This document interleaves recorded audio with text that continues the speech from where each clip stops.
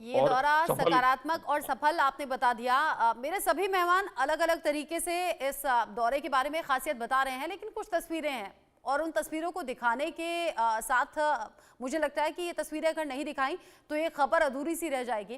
किस तरीके से जब डोनाल्ड ट्रंप से सवाल किया गया कि आप दोनों नेताओं में कौन है बेस्ट नेगोशिएटर, तो डोनाल्ड ट्रंप ने बिना देर किए ये जवाब दे दिया कि भाई ये, यानी कि राइट साइड जब पीएम मोदी उनके खड़े हुए थे तो उन्होंने कहा ये है बेस्ट नेगोशिएटर, यानी कि नेगोशिएटर मोल भाव करने वाले, और कह दिया कि मेरा और इनका कोई कंपटीशन है ही नहीं। जरा सुन लेते हैं।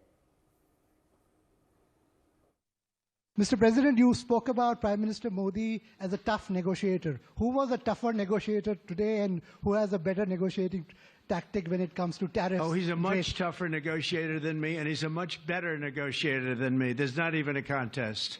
Okay?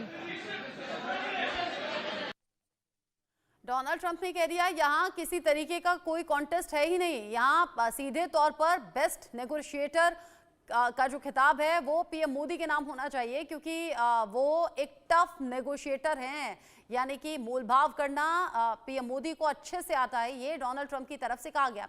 साथ ही साथ कुछ और तस्वीरें, एक ये तस्वीर भी आप देख रहे हैं जिसमें पीएम मोदी के लिए चेयर लगाते हुए और चेयर हटाते हुए नजर आ रहे हैं यहाँ डोनाल्ड ट्रंप, और ऐसा बहुत कम देखने को मिलता है। वीएन झा सर ने भी इस बात का जिक्र किया कि बाकी तस्वीरें तो चलिए छोड़िए, लेकिन हाँ ये तस्वीर जो नहीं देखी जाती है, रेयर ये तस्वीर है, वो यहाँ पर सामने आ रही है। साथ ही जब पीएम मोदी और डोनाल्ड ट्रंप मिले, कैसे डोनाल्ड ट्रंप ने कहा वी मिस्ड यू, यानी कि हमने आपको याद किया, वो भी देख लेते हैं। We missed you. We missed you a lot. We missed you. We missed you a lot. Here's some of our friends.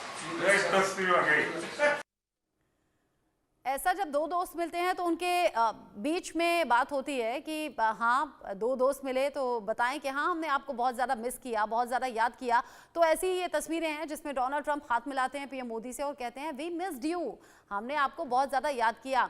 साथ ही इससे पहले उन्होंने तारीफ में कहा ही था कि पीएम मोदी जो देश के लिए कर रहे हैं, यानी कि अपने देश के लिए कर रहे हैं, उसकी बात होती है चारों तरफ। यानी प्रधानमंत्री नरेंद्र मोदी का जो व्यक्तित्व है, जो उनकी एक छवि है, वो दुनिया भर में बाकी नेताओं के बीच में चर्चा का विषय रहती है। कुछ और खास तस्वीरें हैं, एक बार देखेंगे। कर सकता है फ्रेंड्स, अमेरिका के लोग राष्ट्रपति ट्रंप के मोटो मेक अमेरिका ग्रेट अगेन यानी मागा से परिचित है। भारत के लोग भी विरासत और विकास की पटरी पर विकसित भारत 2047 के दृढ़ संकल्प को लेकर तेज गति शक्ति से विकास की ओर अग्रसर है।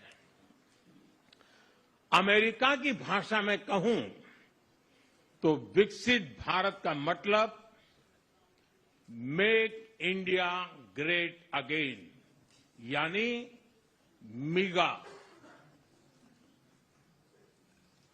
जब अमेरिका और भारत साथ मिलकर काम करते हैं यानी मागा,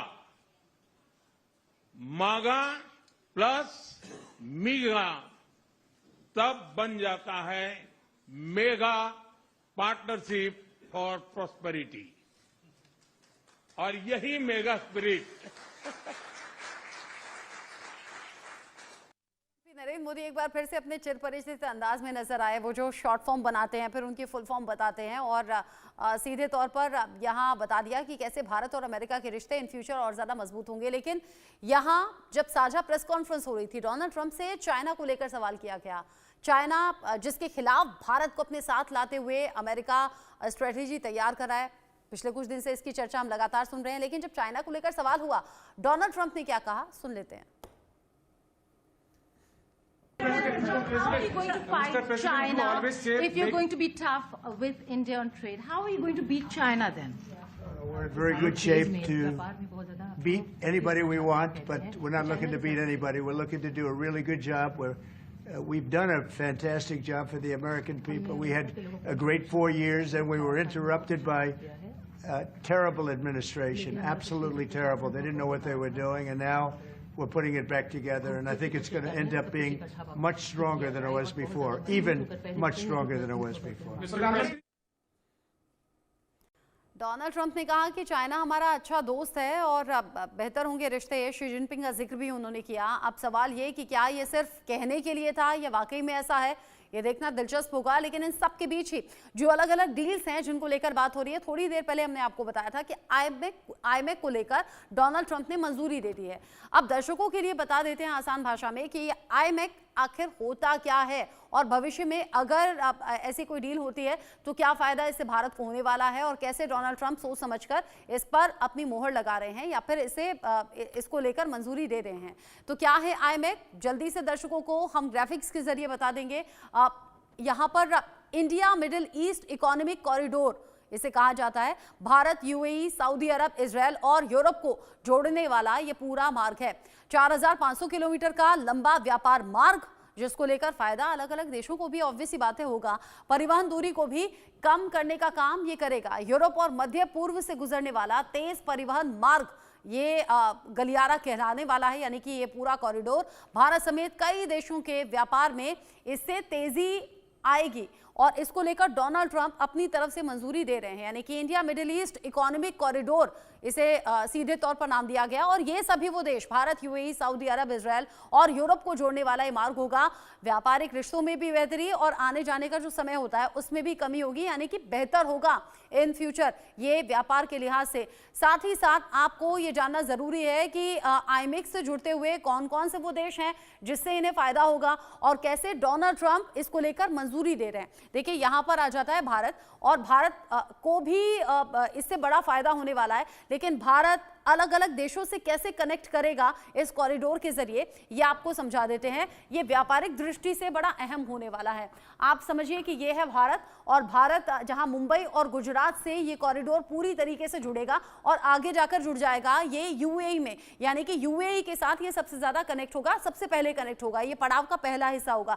यहाँ इंडिया, यहाँ मुंबई और गुजरात, दो रास्ते यहाँ से जाएंगे और अब ये जो आईएमएफ कॉरिडोर होगा ये यूएई सबसे पहला पड़ाव होगा। फिर उसके बाद में आगे आ जाइए, आगे आते हुए यहाँ पर सऊदी अरेबिया आएगा, यानी कि सऊदी अरब आएगा जिससे सीधा ये कनेक्ट होगा और ये एक अगला पड़ाव इससे जुड़ा हुआ होगा और यूएई भी इसका एक बड़ा पड़ाव होने वाला है। यानी कि यहाँ इंडिया से आगे बढ़ते हुए यूएई और फिर उसके बाद में सऊदी अरब और आगे बढ़ते हुए इजराइल को जोड़ेगा और फिर ग्रीस तक ये पहुंच जाएगा। यानी कि ये कॉरिडोर अलग अलग तरीके से अलग अलग देशों को फायदा पहुंचाने वाला है और अलग अलग जगह जो ये कनेक्टिविटी होगी ये कॉरिडोर व्यापारिक दृष्टि से बड़ा अहम होने वाला है। इससे होगा क्या, दूरी कम हो जाएगी, व्यापार करना आसान होगा, इन सभी देशों से कनेक्टिविटी बेहतर हो जाएगी और डोनाल्ड ट्रंप भी चाहते हैं कि हाँ इन फ्यूचर ऐसा होना चाहिए, क्योंकि सीधी सी बात है जब अलग अलग देशों का व्यापार आपस में बढ़ेगा तो व्यापार के बेहतर साधन होंगे, जो कि कहा भी गया कि 2030 तक दुगना करना है व्यापार, तो इन्हीं रास्तों से हो सकता है।